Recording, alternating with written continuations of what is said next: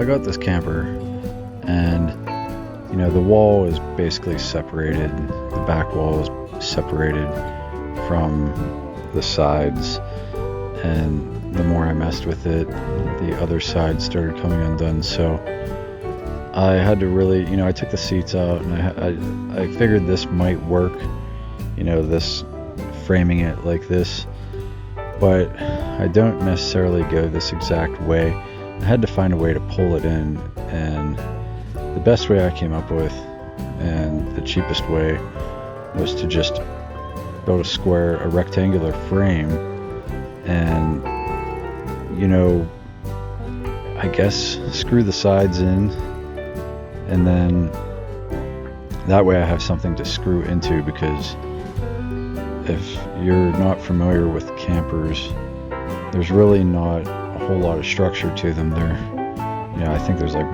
1x3s, you know, in the walls, because they wanted to keep them lightweight. So I did this frame situation, then I bolted a piece along the back wall, and I was able to pull it in tighter anyway.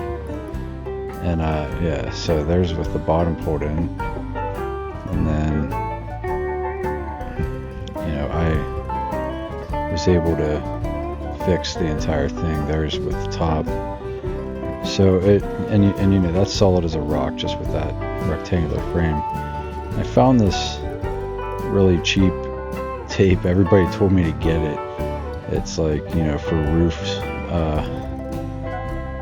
It did the trick. I mean, I don't know if there were any leaks in the camper at any other time, but there's definitely no leaks in it now. I just kind of put it on every seam because I figured, why not? It was like $7 a roll, and I'm gonna put a shelf along that to hide that, and I'm gonna figure out a different seating situation, or put, you know, a bed back there or something, but I haven't quite figured it out yet. And, you know, each time I look at these pictures, I figure, I think of like 10 more ideas.